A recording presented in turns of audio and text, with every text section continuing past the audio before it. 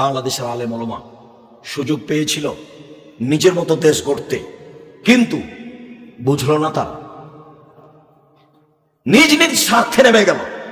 সবাই বসে, যারা মনে করে আমরা কোরআন হাদিস বুঝি, হানাফি হোক, শাফি হোক, মালিকি হোক, হাম্বলি হোক, যেই হোক না কেন, তারা যদি নিজ স্বার্থ ত্যাগ করে বাংলাদেশের মাটিতে পরামর্শের ভিত্তিতে নেতা নির্বাচন হবে, এই পদক্ষেপ যদি তারা হাতে নিত, তাহলে যারা গাদ্দারি করেছে, করবে, এরা সুযোগ পেত না। কিন্তু আমি আর আপনি তো সুযোগ নিলাম না।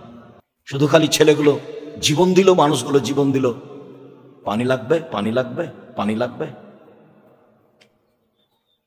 সুযোগকে মাটির সাথে মিশিয়ে দিল। সবাই নিজ নিজ স্বার্থ নিয়ে চলল ধর্মের নামে। অবাক কথা, দেশের মুরগি জ্বালিয়ে দিয়ে ইন্ডিয়া থেকে ডিম নিয়ে আসতে হবে, এরা নাকি দেশ চায়। দেশের কলকারখানা বন্ধ করে ইন্ডিয়া থেকে সবকিছু নিয়ে আসতে হবে, এরা নাকি দেশ চায়।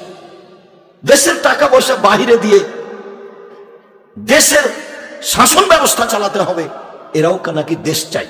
এর চেয়ে ধোঁকাবাজি, এর চেয়ে মুনাফেকি, এর চেয়ে জুয়াচুরি, এর চেয়ে শয়তানি আর কি হতে পারে?